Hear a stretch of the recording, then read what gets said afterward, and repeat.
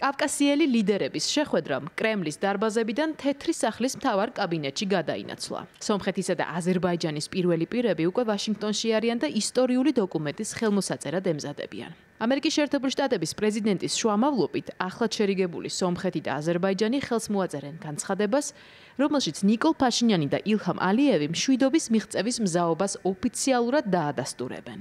ეს უშუალოდ სამშვიდობო შეთანხმება არაა, მაგრამ მისკენ გადადგმული პირველი ფორმალური ნაბიჯია. ამ პროცესში ვაშინგტონს თავისი როლი ექნება.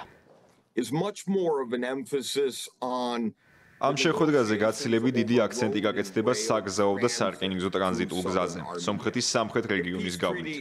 სამშვიდობო შეთანხმებაზე მოლაპარაკებები უკვე შედგა და კარგადაც დასრულდა, მაგრამ თავად სამშვიდობო ხელშეკრულების ხელმოწერას ამ წუთას არ ველოდებით. არის მოლოდინი, რომ ვაშინგტონში ხელი მოეწერება სხვა დოკუმენტებსაც. ერთი ესაა სტრატეგიული პარტნიორობა ამერიკის შეერთებულ შტატებსა და თითოეულ ამ ქვეყანას შორის. მეორეთი კი სომხეთისა და აზერბაიჯანის საგარეო საქმეთა მინისტრები დაინიციირებენ არსებული სამშვიდობო შეთანხმების სამუშაო ვერსიას. ეს კი ნიშნავს, რომ ჯერ კიდევ ბევრი საქმეა წინ, თუმცა ესაა ნაბიჯი სწორი მიმართულებით. ველით რომ მოლაპარაკებები მიგვიყვანს შეთანხმებამდე, რომელიც კომპრომისებსა და დათმობებს ეფუძნება ორივეს მხრიდან. სომხური მხარისთვის შეთანხმება აღარაა სომხეთის სუვერენული ტერიტორიისთვის საფრთხე და მეტად ეხება სატრანსპორტო და სავაჭრო დერეფანს, თავისი საგზაო და სარკინიგზო კავშირებით და ამერიკის შეერთებული შტატების კერძო ჩართულობით. ეს კი კარგი გზაა იზოლაციის თავიდან ასარიდებლად. აზერბაიჯანისთვის კი, რომელიც მოითხოვდა დათმობებს, ესაა მეტი დიპლომატიურობის გამოვლინება და არა აგრესიული რიტორიკა, რომელიც ბაქოდან აქამდე ისმოდა. ეს ორივე მხარისთვის მომგებიანი მდგომარეობაა. ასევე მნიშვნელოვანია რეგიონისთვისაც, კერძოდ წლეულების იზოლაციისა და სტრატეგიული უმნიშვნელობის აღმოფხვისთვის. ჩვენ ველით, რომ სარგებელი აქ მეტი იქნება ერევნისა და ბაქოსთვის და ნაკლები ვაშინგტონისთვის.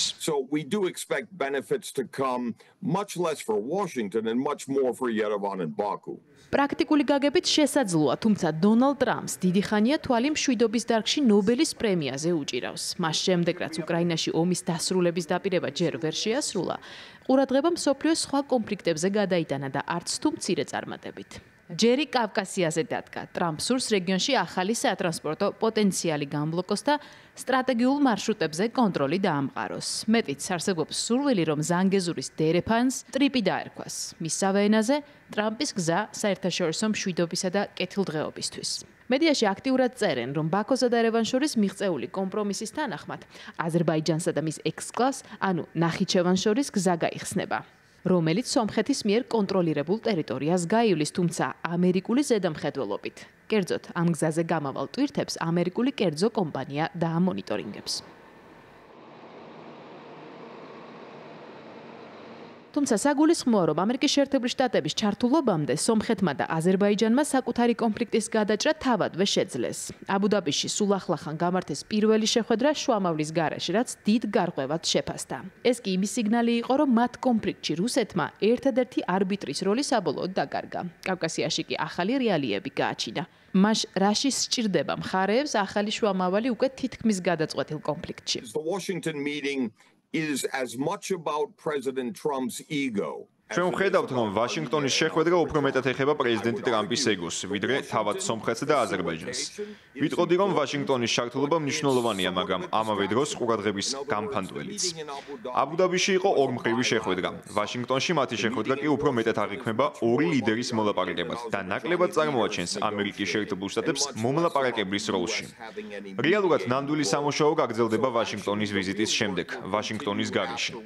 რუსეთის გაძევება მისასალმებელი განვითარება, თუმცა სამწუხაროდ პროცესში არც ვაშინგტონი და არც ბრიუსელი არ იქნებიან ჩართული. ეს უფრო ორმხრივი სახელმწიფოებრივი მოლაპარაკებებია. რუსეთი გადაღლილია უკრაინაში წარუმატებელი შეჭრით და ველი რომ ეცდება მისი დაკარგული ძალაუფლების აღდგენას რეგიონში, მაგრამ გვიანია.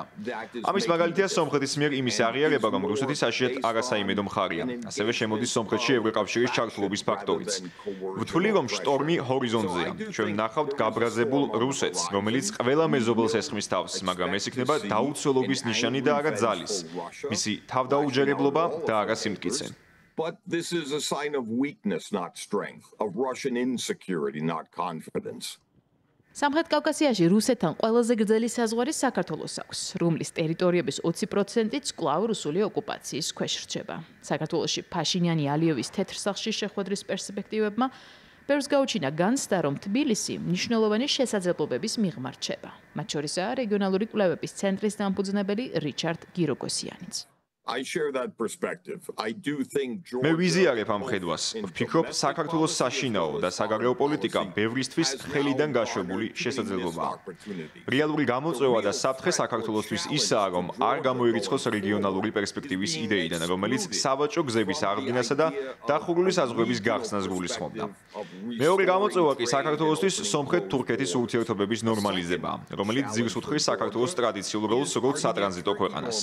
საქართველოს სარგებელი ამ პროცესიდან ნათელია, რაც მან უნდა გააკეთოს ისაა, რომ დასავლეთს დაუბრუნდეს, აღადგინოს მასთან კავშირი და მოусმინოს მოსახლეობას.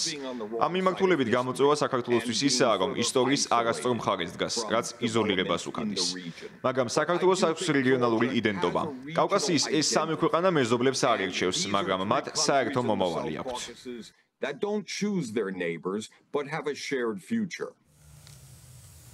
მთიანი ყარაბაღის ირგვლივ თითქმის 4 წლეულის კონფლიქტი შერიგებით სრულდება. ბაქოსა და ერევანში ამბობენ, რომ სამშვიდობო შეთანხმების ტექსტი და პრინციპები უკვე შეთანხმებულია, თუმცა მის ხელმოწერამდე სომხეთმა ბაქოს მოთხოვნა უნდა შეასრულოს და კონსტიტუცია შეცვალოს, რომელშიც ყარაბაღის მიმართ პრეტენზიები ჯერ ისევ რჩება. ამაზე ერევანში თანხმობა არსებობს.